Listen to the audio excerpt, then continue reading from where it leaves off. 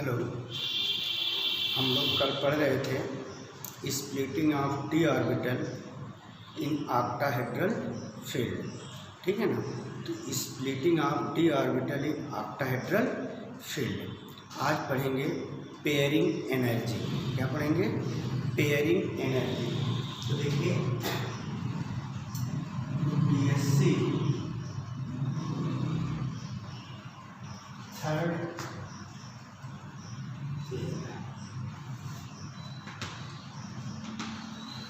Splitting of D orbital in octahedral complexes. तो आपको बताया गया था कल कि splitting of D orbital in octahedral field. अब देखिए जो ऑक्टाहेड्रल कंपाउंड्स होते हैं उसमें सेंट्रल मेटल आयन जो होता है वो 6 लिगेंड से अटैच होता है। Central metal ion attach with 6 ligands in octahedral complex. ठीक, 6 लिगेंड से अटैच होता है।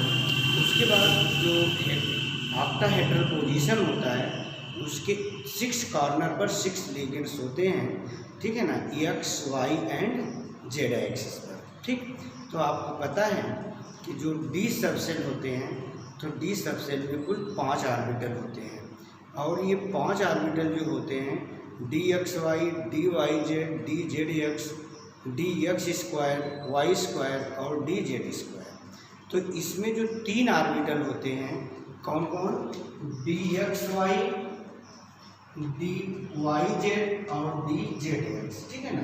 ये ऑर्बिटल्स बिटवीन एक्सिस होते हैं, मतलब डी एक्स वाई एक्सिस के बीच होगा, वाई जेड जो ऑर्बिटल्स है ये वाई और जेड एक्सिस के बीच में होगा और D Z x orbital x और जेड एक्सिस के बीच में होगा, ठीक है ना। ये बिटवीन एक्सिस है।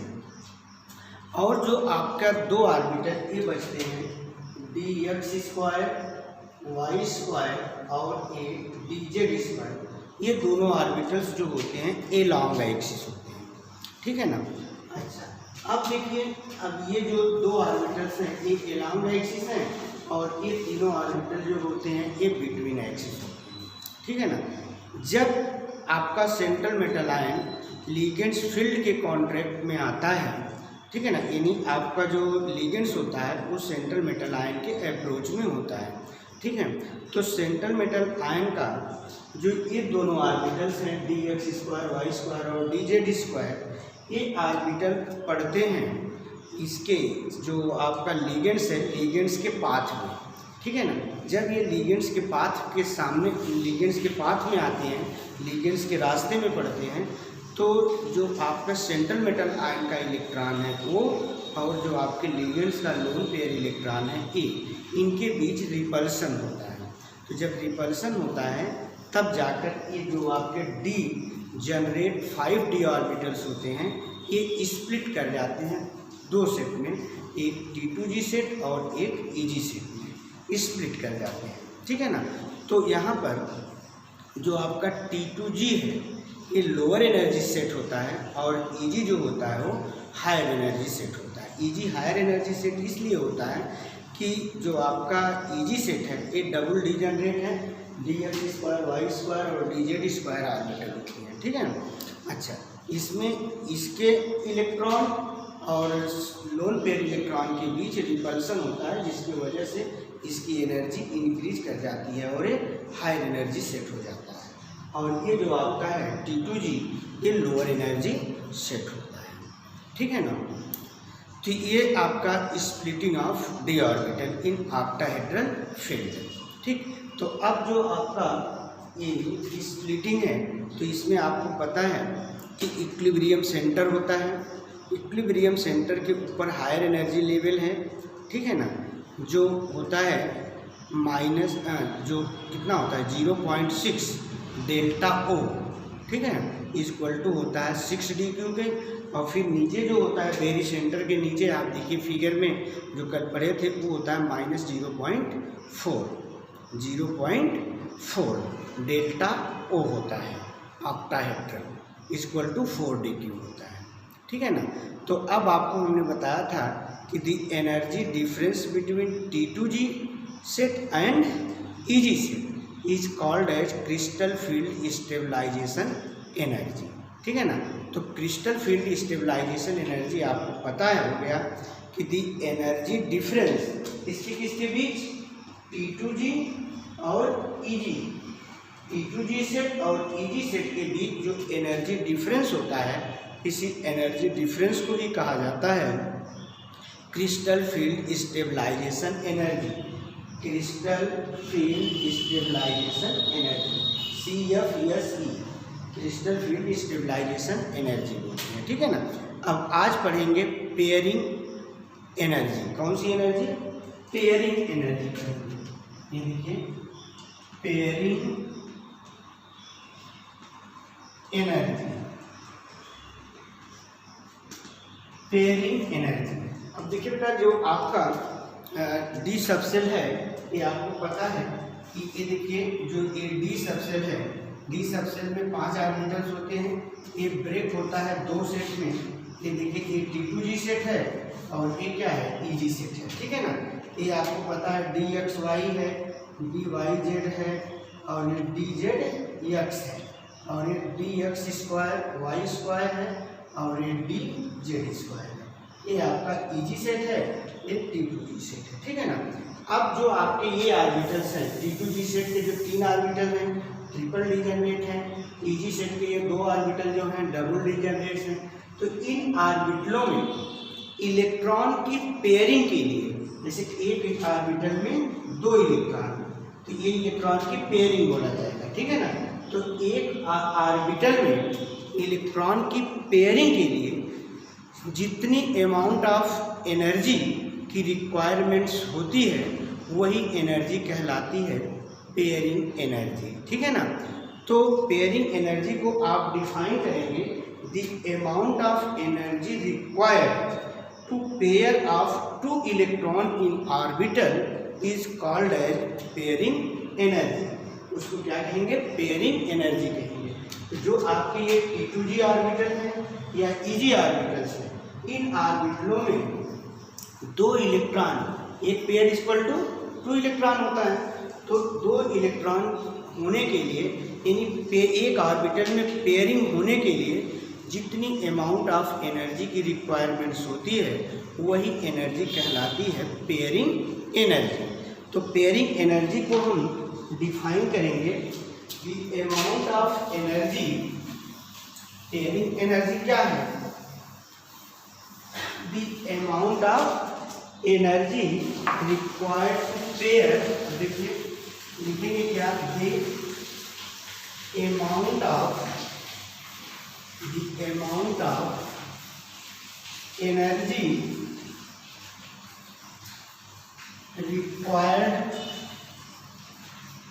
To pair of 2 electron in the orbital is called as pairing energy। ठीक है ना। तो the amount of energy required to pair of 2 electron, कितने electron, 2 electron in the orbital is called as pairing energy। ठीक है ना। तो अब देखिए the amount of energy required to pair of 2 electron in the orbital is called as pairing energy। तो orbital में electron के पेयर होने के लिए, इलेक्ट्रॉनों को युग्मित होने के लिए जितनी अमाउंट ऑफ एनर्जी की रिक्वायरमेंट्स होती है वही एनर्जी कहलाती है पेयरिंग एनर्जी। ठीक है ना। अब देखिए pairing energy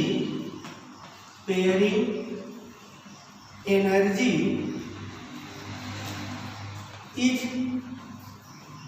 denoted by P and unit is centimetre inverse. ठीक है ना। तो अब देखिए पेयरिंग एनर्जी को हम किससे डिनोट करते हैं, P से डिनोट करते हैं। और इसकी यूनिट क्या होती है, सेंटीमीटर इनवर्स होती है, ठीक है ना। तो ये आपका pairing energy, the amount of energy required to pair of two electron in orbitals is called as pairing energy. Pairing energy is denoted by P and unit is centimetre inverse, ठीक है ना। अब इसके बाद देखिए पेयरिंग रूल।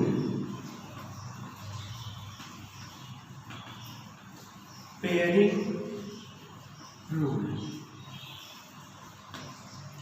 कौन सा rule, pairing rule. अब देखिए पेयरिंग रूल क्या है कि यहाँ देखिए अगर पेयरिंग एनर्जी और क्रिस्टल फील्ड स्टेबलाइजेशन एनर्जी, ठीक है ना, तो पेयरिंग एनर्जी की वैल्यू अगर क्रिस्टल फील्ड स्टेबलाइजेशन एनर्जी से कम है, यहाँ देखो जैसे pairing energy is less than crystal field stabilization energy.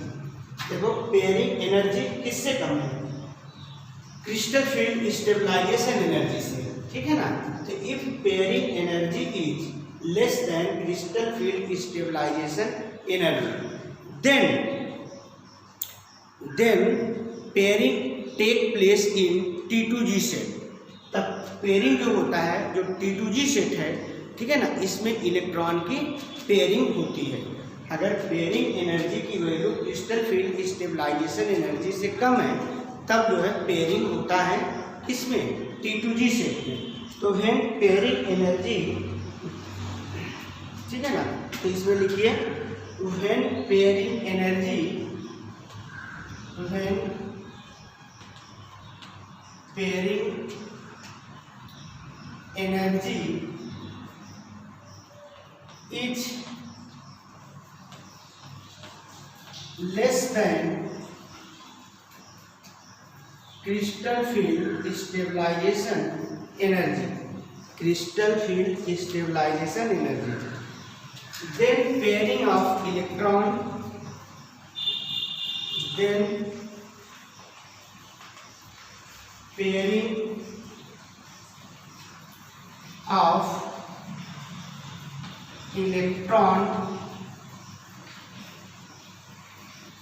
Take place, then pairing of electron take place in T2G level, in T2G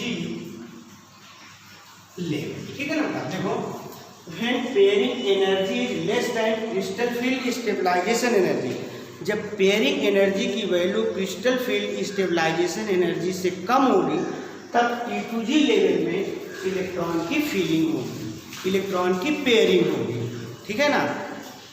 When pairing energy is less than crystal field stabilization energy, then pairing of electron take place in T2G level. अगर crystal field stabilization energy से pairing energy की value कम है तो T2G set में electron की pairing होती है या होगी, ठीक है ना। तो अब देखिए take place in T2G level, it is possible है, is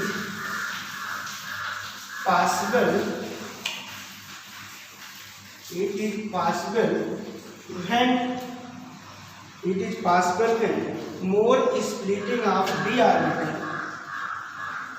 when more splitting of d orbital, more splitting of d orbital take place।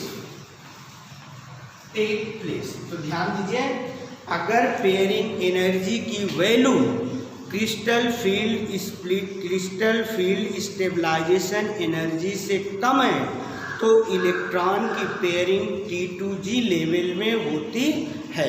किस लेवल में होती है, T2G लेवल में होती है, ठीक है ना। It is possible when more splitting of D orbital take place, तब जो है यह पॉसिबल होता है कि डी ऑर्बिटल की स्प्लिटिंग जो होती है वो अधिक होती है, मोर होती है। कब, जब पेयरिंग एनर्जी की value crystal field stabilization energy से कम होगी तब, ठीक है ना। अब इसके बाद देखिए सेकेंड रूल है, ये तो फर्स्ट रूल था, ठीक। अब सेकेंड रूल देखिए, पेयरिंग एनर्जी, ये देखिए pairing energy is greater than, pairing energy is greater than crystal field stabilization energy. देखो, pairing energy is greater than crystal field stabilization energy, then the electron pair, then the electron pair does not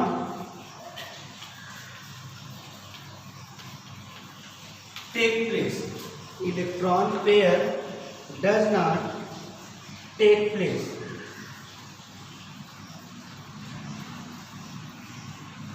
And electron occupies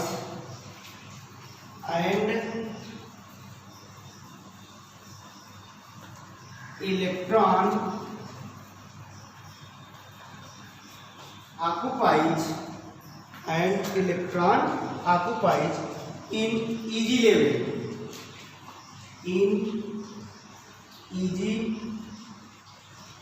ध्यान दो इस rule को। Pairing energy is greater than crystal field stabilization energy.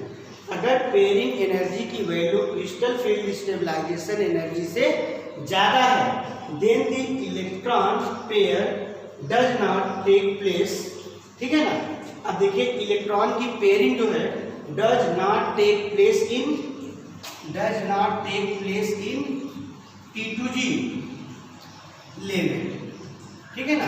तो देखिए electron pairing does not, pairing कर लो यहाँ पर, electron pairing does not take place in T2G level and electron occupies in EG level.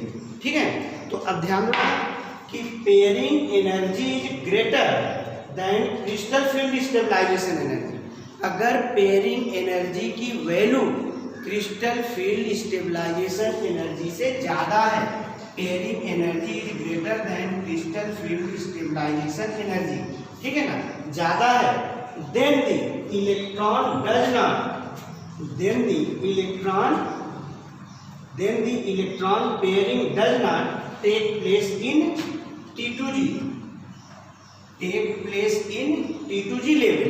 तब T2G लेवल में electron की pairing नहीं होगी and electron occupies in EG level. और इलेक्ट्रॉन कहाँ पाया जाएगा? इजी लेवल में पाया जाएगा।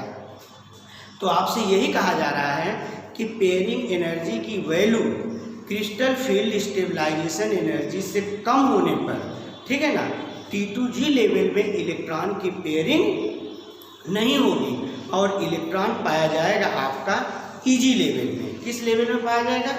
इजी लेवल में पाया जाएगा। ठीक है। इसके बाद देखिए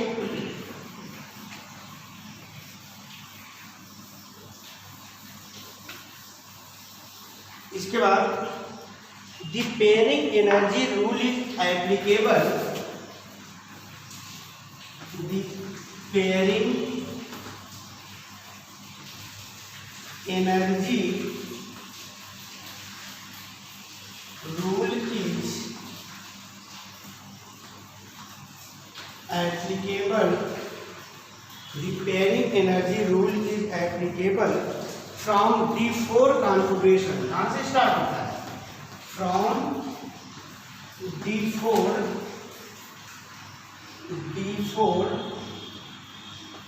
configuration, ठीक है ना। तो यहाँ देखिए पेयरिंग एनर्जी रूल कहाँ एप्लीकेबल होता है? D4 कॉन्फ़िगरेशन से। जैसे D ऑर्बिटल में एक इलेक्ट्रॉन है, ये रूल एप्लीकेबल नहीं है। D2 है मतलब 2 इलेक्ट्रॉन है तो एप्लीकेबल नहीं है। 3 इलेक्ट्रॉन है तो एप्लीकेबल नहीं है। एप्लीकेबल कहाँ से होता है? D4 से। यानी D ऑर्बिटल में जब कितने इलेक्ट्रॉन होते हैं? 4 इलेक्ट्रॉन, तब पेयरिंग रूल जो होता है वो एप्लीकेबल होता है। ठीक है ना। तो applicable in strong field,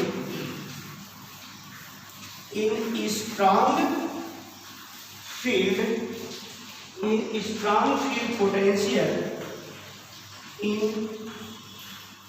strong field potential, fourth electron gets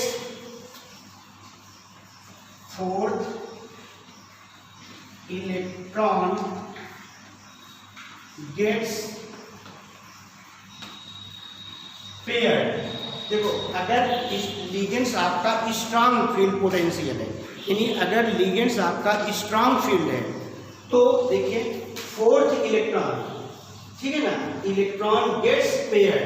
अब चौथा इलेक्ट्रॉन जो होता है वो क्या होगा, पेयर्ड हो जाएगा। कब, जब स्ट्रांग फील्ड पोटेंशियल होगा या इन स्ट्रांग फील्ड लिगेंड्स होगा तब। तो पेयर्ड इन T2G से T2G लेवल। तो ध्यान दीजिए, अगर आपका लिगेंड्स स्ट्रांग फील्ड है तो चौथा इलेक्ट्रॉन की पेयरिंग जो है वो T2G ऑर्बिटल में होने लगती है। जैसे अब आपको पता है कि T2G ऑर्बिटल में ये 3 सेट होता है, ठीक है ना, DXY, DYZ और DZX, ठीक है ना। ये पहला इलेक्ट्रॉन, दूसरा, तीसरा। अब ये देखो चौथा क्या है, पेयरिंग हो गया, पांचवा पेयरिंग हो जाएगा, छठा पेयरिंग हो जाएगा। कब, जब स्ट्रांग फील्ड लिगेंड्स होगा, स्ट्रांग फील्ड पोटेंशियल होगा तब, ठीक है ना। तो अब देखिए, व्हाइल इन वीक फील्ड, अगर मान लीजिए लिगेंड्स आपका वीक फील्ड पोटेंशियल है, ठीक है ना, while in weak field potential, while in weak field potential, while in weak field potential, fourth electron occupies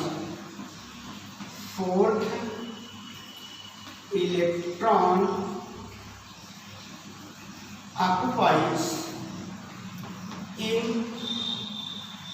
EG level. तो अगर देखिए आपका लिगेंड्स वीक फील्ड है, तो वीक फील्ड लिगेंड्स होने पर जो चौथा इलेक्ट्रॉन होगा वो किस में चला जाएगा, EG लेवल में चला जाएगा। अब जैसे देखिए, ये आपका 1 2 3, ये आपका T2G है, ये T2G है और ये मान लीजिए EG है, ठीक है ना। तो अगर आपका लिगेंड्स स्ट्रांग फील्ड है तो 1 2 3 चौथे इलेक्ट्रॉन की पेयरिंग हो जाएगी किसमें, T2G में, ठीक है ना। और अगर लिगेंड्स आपका वीक फील्ड है तब ये चौथे इलेक्ट्रॉन की पेयरिंग नहीं होगी, तब ये इलेक्ट्रॉन कहाँ चला जाएगा, EG में आ जाएगा। किसमें आ जाएगा, EG में आ जाएगा, ठीक है ना।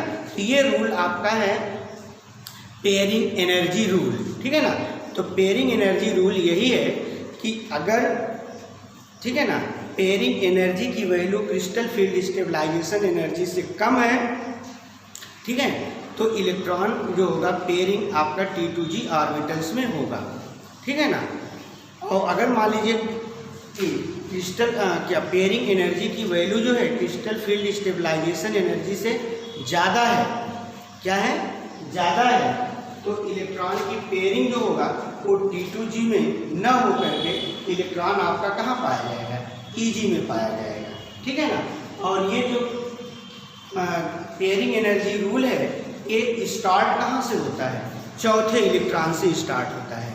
डी ऑर्बिटल में कुल 10 इलेक्ट्रॉन होते हैं, तो पहला दूसरा तीसरे पर एप्लीकेबल नहीं है, एप्लीकेबल होता है ये चौथे इलेक्ट्रॉन से, ठीक है ना।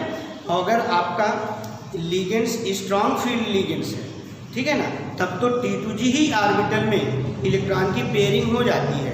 अगर आपका लिगेंड्स वीक फील्ड है तब पेयरिंग जो है वो नहीं होती, तब इलेक्ट्रॉन आपका चला जाता है EG लेवल में। तब उसके बाद जब EG में एक इलेक्ट्रॉन हो जाएंगे अनपेयर्ड, तब उसके बाद पेयरिंग स्टार्ट होगी T2G से, ठीक है। इसके बाद देखिए, इसमें आपका ये है इन distribution of DN electron, distribution of DN electron, DN मतलब D का मतलब D ऑर्बिटल, N का मतलब number of electron in d orbital, number of electron d orbital. तो इन इस देखिए distribution of dn electron, heading है distribution of dn electron in T2g and EG, T2g and EG level, EG level, ठीक है ना। Distribution of electron dn electron in T2g and EG level, ठीक। अब इसमें देखिए तो यहाँ पर ये डिपेंड करेगा लिगेंड्स के स्ट्रेंथ पर। अगर लिगेंड्स आपका स्ट्रांग फील्ड हो सकता है और लिगेंड्स आपका वीक फील्ड हो सकता है। तो फिर देखिए इन स्ट्रांग फील्ड पोटेंशियल, पहला देखिए in strong field potential, strong field potential. अगर आपका लिगेंड्स स्ट्रॉन्ग फील्ड है, स्ट्रॉन्ग लिगेंड्स है, तब इलेक्ट्रॉन की फीलिंग जो है वो T2g लेवल और EG लेवल में कैसे होता है, ये इलेक्ट्रॉन की फीलिंग होगा अकॉर्डिंग टू पेयरिंग एनर्जी, ठीक है ना। तो अब देखिए dn इलेक्ट्रॉन, अब यहाँ पर ये हो गया dn इलेक्ट्रॉन, dn इलेक्ट्रॉन, ठीक। dn इलेक्ट्रॉन के बाद number of electron in T2g, number of electron in T2g, फिर number of electron in EG, इसके बाद है कॉन्फ़िगरेशन, कॉन्फ़िगरेशन,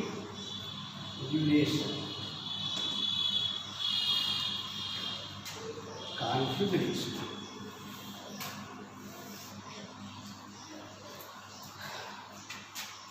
अब देखिए अब यहाँ पर D, ये दिख रहा है ना, D ऑर्बिटल है और n का मतलब नंबर ऑफ इलेक्ट्रॉन। तो अब देखिए जैसे ये है D1, क्या है D1 है, तो यहाँ ध्यान दीजिएगा कि लिगेंड्स आपका कैसा है, स्ट्रॉन्ग फील्ड लिगेंड्स है, ठीक है ना। जब स्ट्रॉन्ग फील्ड लिगेंड्स है तो यहाँ T2g में कितने ऑर्बिटल्स होते हैं, 3 ऑर्बिटल्स होते हैं। ये हो गया पहला इलेक्ट्रॉन, ये हो गया सॉरी, और इसमें 2 होते हैं, ठीक है ना। तो अब देखिए T2g में 3 ऑर्बिटल होता है, dxy, dyz और dzx। EG में 2 ऑर्बिटल होता है, dx² y² और ये dz² है, ठीक है ना। तो इसका कॉन्फ़िगरेशन क्या होगा, T2g1 क्या हो जाएगा, ये कॉन्फ़िगरेशन T2g1 और EG0 होगा, ठीक। देखो एक ही इलेक्ट्रॉन में ना, ये एक इलेक्ट्रॉन पहले किस में जाएगा, dxy में जाएगा, ठीक है ना। फिर देखिए ये D2, तो D2 में देखिए ये इलेक्ट्रॉन की फीलिंग होम से होगी 1 और ये हो गया 2 और एक EG में 2 ऑर्बिटल है। अब यहाँ पर कॉन्फ़िगरेशन क्या हो जाएगा, ये T2g2 EG0, T2g2 EG0 हो गया। अब फिर देखिए यहाँ पर एक D3 है, तो D3 है तो यहाँ क्या हो जाएगा, ये देखिए 3 ऑर्बिटल, तो ये फर्स्ट इलेक्ट्रॉन, ये सेकेंड और ये क्या होगा थर्ड, और ये देखिए, ठीक। और यहाँ क्या हो जाएगा, ये हो गया T2g3 EG0, ये कॉन्फ़िगरेशन होगा। अब देखिए ये D4, तो अब जब D4 है तो इलेक्ट्रॉन की, क्योंकि ये देखो स्टार कैसा है, सॉरी लिगेंड्स कैसा है, स्ट्रॉन्ग फील्ड। तो स्ट्रॉन्ग फील्ड लिगेंड्स होने पर यहाँ पर इलेक्ट्रॉन की पेयरिंग होने लगेगी। ये पहला इलेक्ट्रॉन, दूसरा, तीसरा, अब देखो ये पेयरिंग हो गया। क्यों? क्योंकि स्ट्रॉन्ग फील्ड लिगेंड्स है।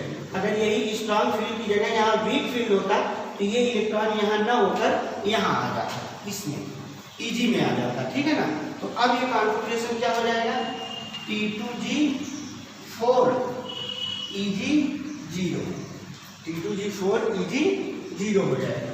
इसी तरह से देखो ये D5 है, तो D5 में ये देखिए 1 2 3 4 5 ऑर्बिटल हो गए, T2G है और ये Eg है, 5 इलेक्ट्रॉन है। ये देखिए 1 2 3 पेयरिंग होगा, 4 5 हो गया, ठीक। और इसमें खाली रहेगा, ये हो गया क्या configuration, T2G5 Eg0, T2G5 Eg0 हो गया। अब ये देखिए D6, अब D6 में ये देखिए D6 में डी ऑर्बिटल में 6 इलेक्ट्रॉन है और ये लिगेंड्स आपका स्ट्रॉन्ग फील्ड है। तो 1 2 3 4 5 6, अब देखो यहाँ पेयरिंग हो गया ये पूरा, ठीक।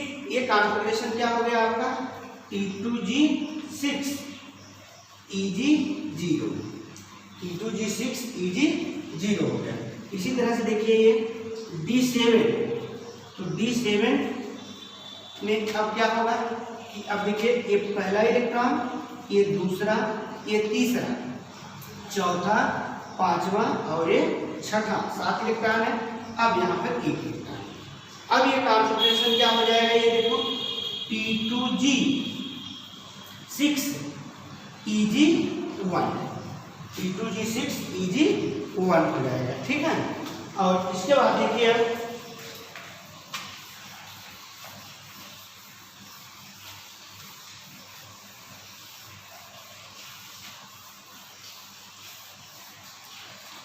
इसके बाद देखिए D7 के बाद आता है आपका D8। अब D8 में देखिए ये 3 ऑर्बिटल T2G हो गया और Eg में ये 2 हो गए, Eg में 2 हो गया और ये कॉन्फिगरेशन हो गया। तो 8 इलेक्ट्रॉन है, तो 8 इलेक्ट्रॉन है, तो देखिए पहला, दूसरा, तीसरा, चौथा, पांचवा, छठा और ये है 7वां, ये है 8वां, ठीक है ना। अब यहाँ पर कॉन्फिगरेशन क्या हो जाएगा, T2G6 और Eg2 हो जाएगा। अब देखिए ये D9, तो D9 अब ये T2G सेट है और ये Eg है, 9 इलेक्ट्रॉन है, पहला, दूसरा, तीसरा, चौथा, पांचवा, छठा हो गया, ये 7वां, ये 8वां और ये 9वां हो गया। यहाँ हो जाएगा ये T2G6 Eg3 हो जाएगा। फिर यहाँ देखिए ये D10, ये हो गया D10, तो यहाँ 1 2 3 4 5 6, ये 7वां, ये 8वां, ये 9वां और ये 10वां। अब कॉन्फिगरेशन क्या होगा, T2G6 Eg4, ठीक है ना। तो ये रहा आपका इलेक्ट्रॉन की फील्ड। तो इतना ध्यान दीजिएगा कि अगर लिगेंड्स आपका स्ट्रॉन्ग फील्ड है, ठीक है ना, कैसा लिगेंड्स है, स्ट्रॉन्ग फील्ड है, तो जो चौथा इलेक्ट्रॉन है वहाँ से इलेक्ट्रॉन की पेयरिंग स्टार्ट हो जाती है T2G लेवल में, ठीक है ना। और जब T2G लेवल पे पेयरिंग हो जाएगी, 6 इलेक्ट्रॉन हो जाएंगे, तब 7वां इलेक्ट्रॉन Eg में आएगा। 7वां इलेक्ट्रॉन कहाँ आएगा, तब Eg में आएगा। देखो ये 7वां इलेक्ट्रॉन Eg में आया, ठीक है ना। इस तरह से कब, जब स्ट्रॉन्ग फील्ड लिगेंड्स होगा तब। लेकिन अगर यही लिगेंड्स आपका वीक फील्ड होता ना, तो ये जो इलेक्ट्रॉन में जो चौथा इलेक्ट्रॉन की पेयरिंग T2G में हुई है, तब ये इलेक्ट्रॉन यहाँ आ जाता Eg में। जब सब में T2G में और Eg दोनों ऑर्बिटल्स में जब अनपेयर्ड इलेक्ट्रॉन हो जाते, तब जाकर इलेक्ट्रॉन की पेयरिंग होती। कब, जब वीक फील्ड पोटेंशियल होता तब। ये पोटेंशियल आपका कैसा है, स्ट्रॉन्ग फील्ड पोटेंशियल है, ठीक है ना। अच्छा, इसके बाद देखिए, इसको मिटाते हैं हम।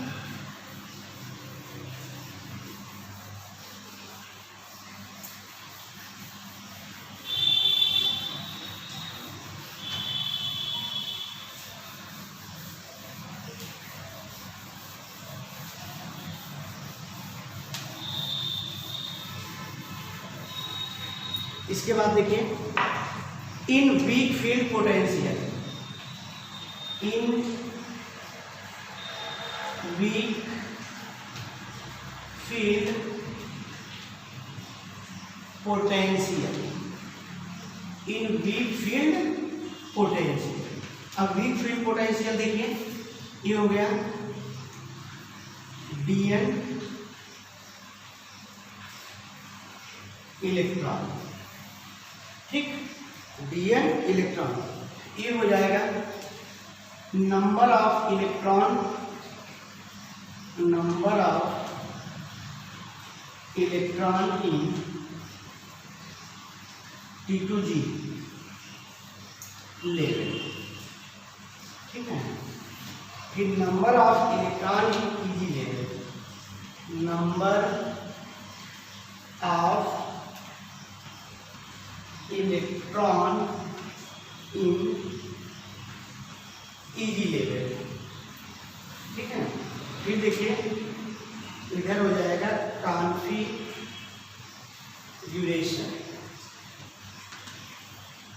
कॉन्फ़िगरेशन,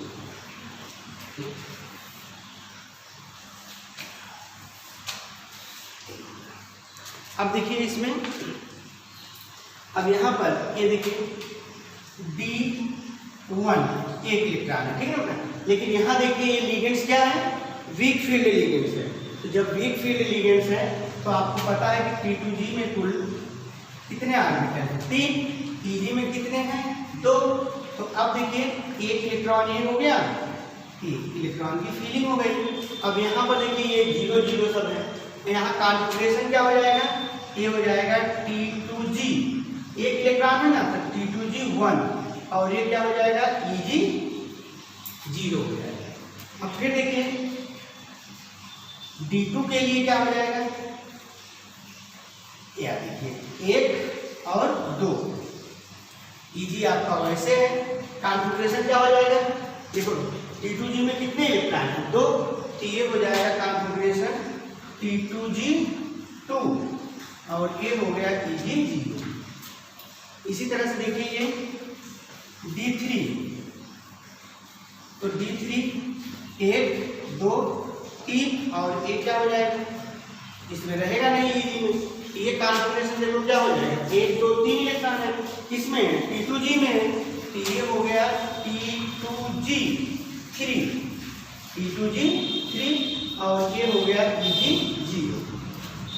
अब फिर देखिए यहाँ पर D4 से 1 2 3 4 5, अब ये T2G हो गया और ये EG हो गया। अब कितने इलेक्ट्रॉन हैं, 4 इलेक्ट्रॉन है, लेकिन लिगेंड्स आपका कैसा है, वीक फील्ड, इसलिए यहाँ T2G में पेयरिंग नहीं होगी। ये इलेक्ट्रॉन कहाँ पाया जाएगा, EG में। तो ये देखो 1 2 3 और ये 4। अब इसके पहले स्ट्रांग वाले में आपने देखा था कि ये इलेक्ट्रॉन यहाँ पेयरिंग हो गई क्योंकि वो स्ट्रांग फील्ड था, और यहाँ पर ये क्या है, वीक फील्ड। अब कॉन्फ़िगरेशन क्या हो जाएगा, ये T2G 4 नहीं T2G 3, T2G 3, देखो T2G में कितने इलेक्ट्रॉन है, 3 है, ये हो गया T2G 3, और ये हो जाएगा EG 1, क्योंकि EG में एक इलेक्ट्रॉन हो गया। अब देखिए ये D5 है, अब D5 में देखो कि पहला इलेक्ट्रॉन, दूसरा, तीसरा, चौथा और 5वां। अब यहाँ पर कॉन्फ़िगरेशन क्या होगा, T2G 3 और EG 2 हो गया, ठीक है। अब देखिए फिर ये D6 है, 1 2 3 4 5। अब देखिए D6 है, अब सब में T2G में भी मैक्सिमम 1 पेयर हो गए, EG में भी मैक्सिमम 1 पेयर हो गया। अब यहाँ पेयरिंग होगा 1 2 3, ये चौथा इलेक्ट्रॉन है, और ये 5वां है, और ये छठा इलेक्ट्रॉन है। अब कॉन्फ़िगरेशन क्या हो जाएगा, T2G में कितने इलेक्ट्रॉन है, 4, यहाँ हो गया ये T2G 4 और EG 2, ठीक। अब इसी तरह से ये देखिए D7, अब D7 में देखिए 7 इलेक्ट्रॉन यहाँ है, ये पहला, दूसरा, तीसरा, चौथा, 5वां, और ये छठा और ये 7। अब यहाँ पर देखिए T2G में कितने इलेक्ट्रॉन है? 5 इलेक्ट्रॉन है, तो कॉन्फ़िगरेशन क्या हो गया? T2G 5 और Eg 2। Eg में 2 है। अब देखिए D8, अब D8 में देखिए ये पहला इलेक्ट्रॉन, दूसरा, तीसरा, चौथा, पांचवा, छठा और ये सातवां और ये आठवां। अब देखिए यहाँ पर अब क्या हो जाएगा? ये T2G में कितने इलेक्ट्रॉन है? अच्छा, ये हो गया T2G 6, Eg 2 हो गया। अब देखिए D9 में अब देखिए पहला इलेक्ट्रॉन, दूसरा, तीसरा, चौथा, पांचवा, छठा, सातवां, आठवां और 9वां इलेक्ट्रॉन। ठीक, अब यहाँ Eg, तो अब ये कॉन्फ़िगरेशन क्या हो गया? T2G 6 इलेक्ट्रॉन है और Eg क्या हो जाएगा? देखो 2 1 3, Eg 3 हो गया ये। फिर देखिए D10 1 2 3 4 5 6 7 8 9 और 10। तो अब देखिए T2G में 6 इलेक्ट्रॉन और Eg में 4, तो कॉन्फ़िगरेशन हो गया है T2G 6 और Eg 4 की कॉन्फ़िगरेशन। ठीक है ना?